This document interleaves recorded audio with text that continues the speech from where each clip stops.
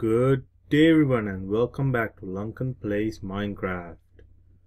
So guys, as you may remember, last episode we worked on this automated furnace using minecarts, and we've completed the build in almost a tutorial like manner, even though it was pretty slow. And I think if it were used as a tutorial, you would have to kind of play it over to kind of see, because it was kind of all over the place, and I apologize for that.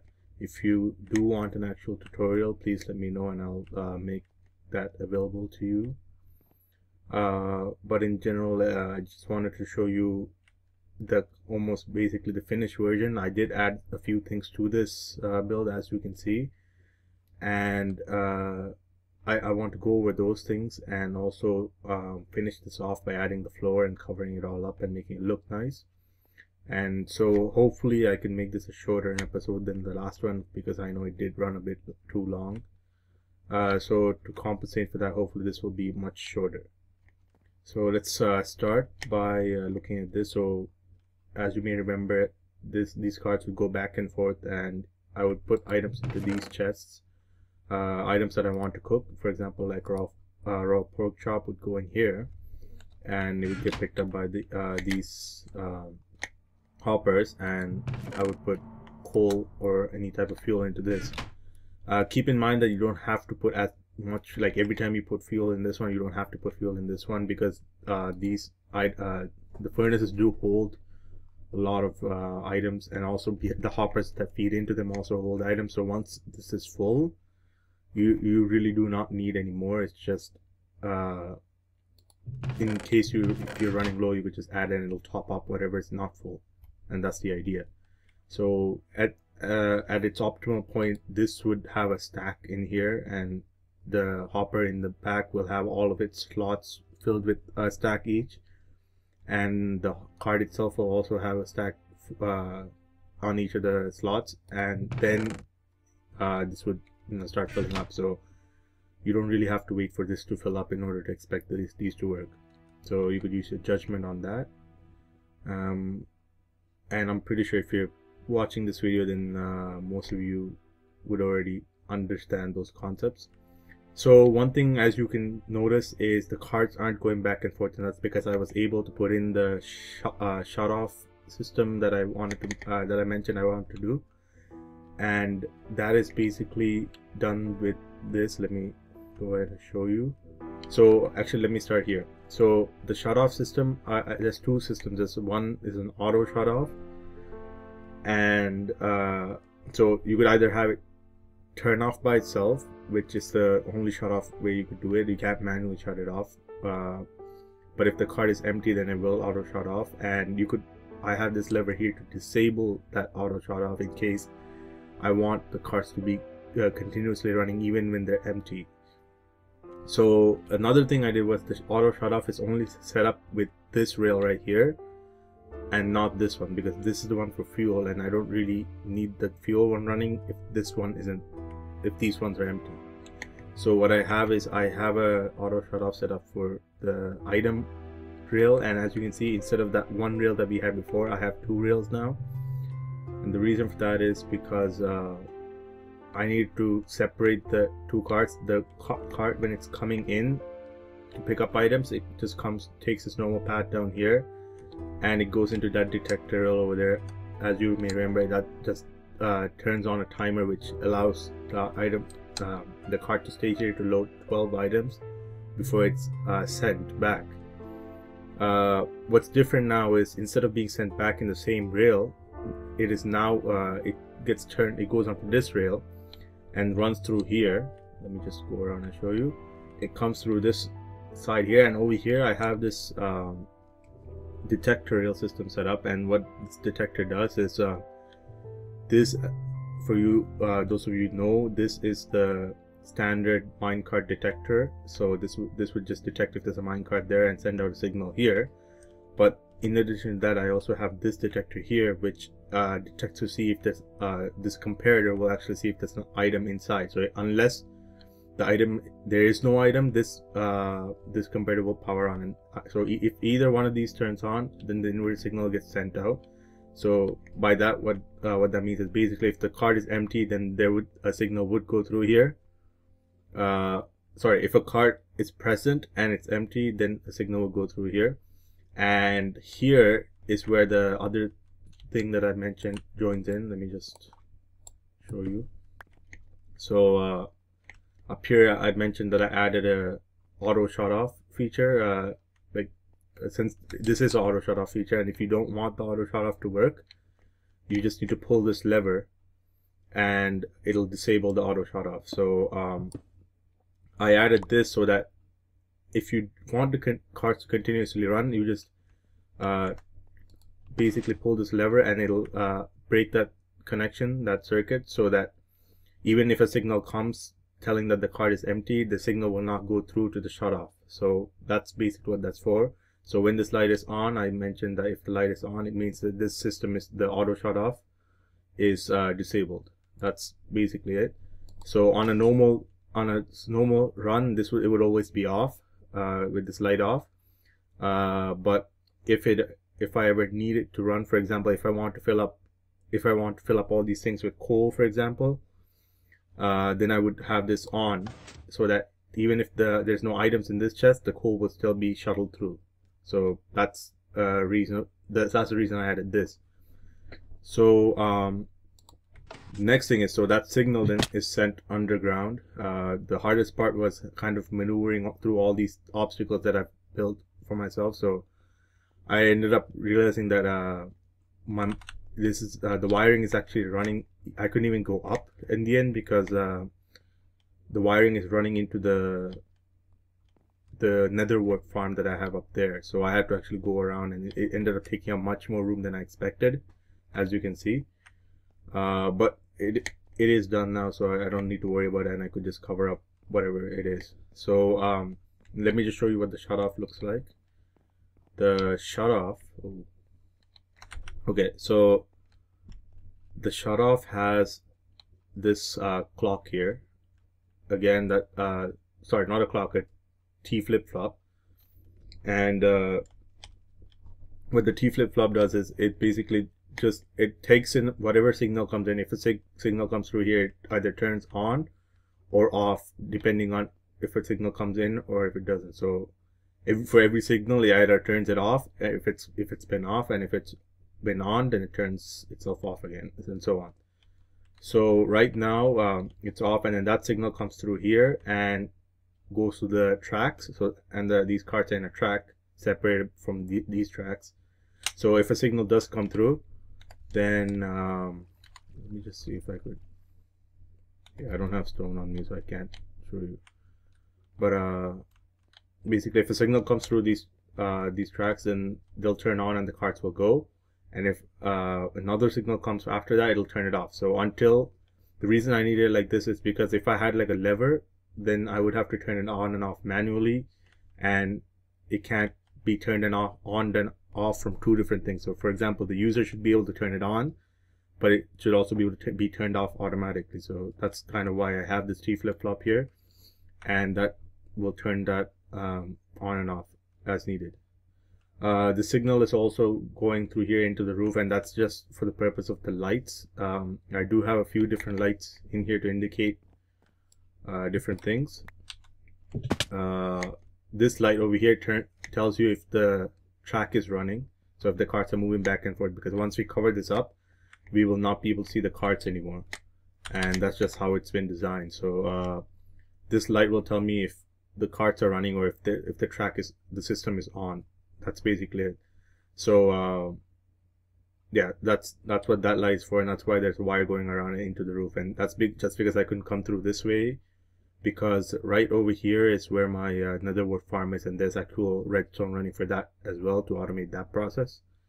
And so yeah, that's that reason. So to turn it on, I have this button here, which also has a light. So when I press it, it lights up to let me know that I actually did press the button and a signal was sent.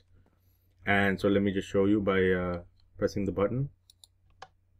See, as you can see, the signal was sent, and these cards go off. They'll go to their spots, pick up whatever items they need, and if there were items, I think there was, then it'll go through and it'll turn on these, and there it is. Let me just see. Oops. Yeah. So as you can see, these all turned on, which means they've been fed items, and this will continue to go until all the items run out. And let me just take all the items to show you what happens when they're off. So if all the items run out, see there's no more items, so this is not filling up now. So when it goes through, this will be powered on, as you can see, and then the cart gets shut off, and this light turns off, telling you that the system is now off. So when the items run out, the system shuts itself off, so the carts don't continue to move and slow down the server. So there you have it. That's the idea, and that's basically what this is for. And see that signal coming from here, for the auto shut off, also comes underground, and it meets the signal that I used to manually turn on over here, and that's what goes to the T flip-flop. So it's kind of all rounded up into the same thing, and I like to keep them you know, keep them. If I could, I would always use one system to control everything rather than multiple different systems. Otherwise you end up getting confused, and also it'll get much more messy. So now that I've explained that, and hopefully that didn't take too much time, let's start covering this up a bit. I did make it, I put some glowstone around here because I want to kind of light it up underground too, just so mobs don't spawn or anything like that happens. And in the future, if I need to go down there, I don't have to relight everything up.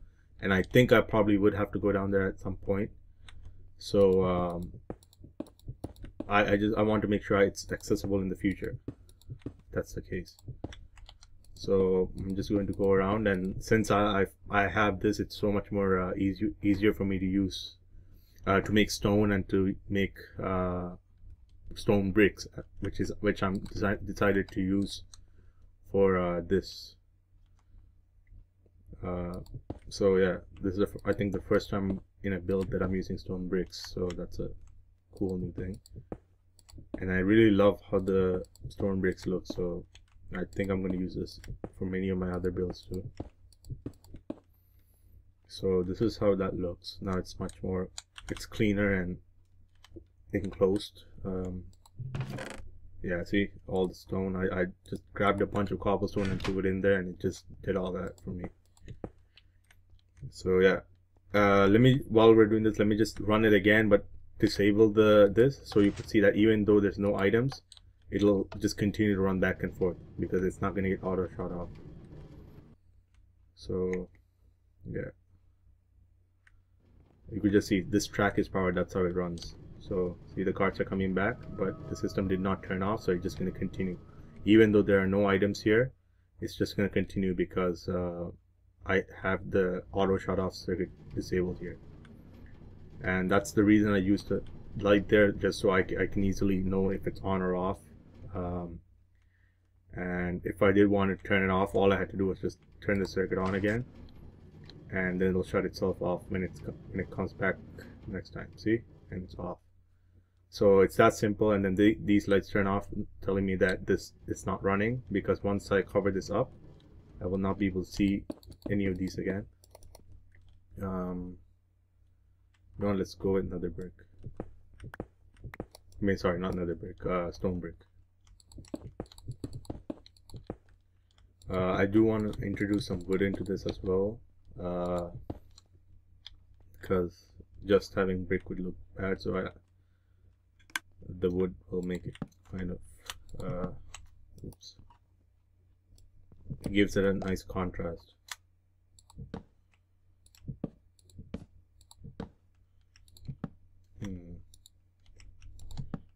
Yeah, okay. Yeah, I love the corner pieces. Ever since that update came out, it's been great. And here. And also, this is the only problem I'm seeing right now, where I can't cover that up. So I think I'm just going to use stairs too. There. I feel like that's taking up way too much room though. You know what, I'll get rid of it, and I'll come up with some other way to do it. Maybe just some sort of slab would be good enough, like a half slab. I need a I haven't used half slabs in a while, ever since the stairs became much more convenient. Okay, that's way too many half slabs. Anyway, yeah, that's what I'm gonna have to stay with. So now I can, you know, it looks kind of enclosed, it looks nice. I'll add some stuff to this, but this is how it's gonna look now. I wonder if I could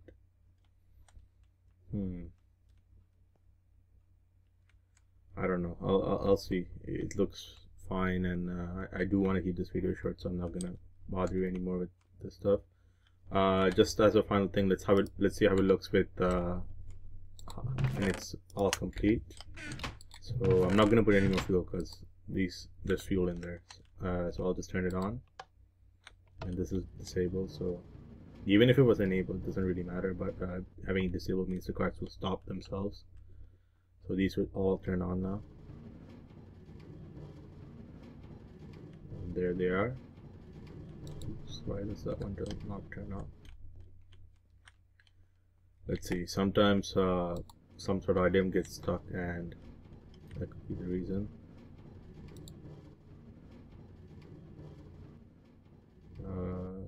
It's loading in.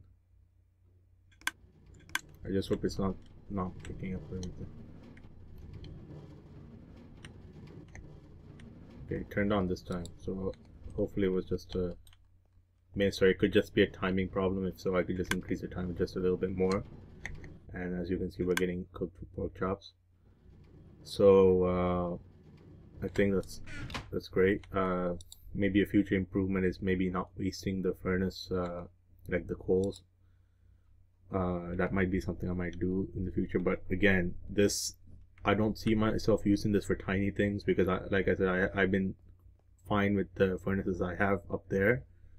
This will be for like big batches of cooking, so that's when I'll come here to do it. Or if I need, like, for example, tons of stone to make something, I'll come here for sure. And yeah, besides that, I'll maybe like hold all the items until one go, and then just put them all at once. Another cool thing about the on-off switch is the fact that since it's not running all the time, not only does it save resources for the server, but it also allows you to just come and dump everything in here and then just turn it on once you want it to run, rather than, you know, every time you load it, it starts running on its own. So that might be a plus if that's what you want. Anyway, guys, it's starting to run long again, so I'm going to end this video here. Thank you for watching, and as usual, please remember to like this video, subscribe to our channel, and check out our other videos, and please share with your friends. Until next time, guys, peace.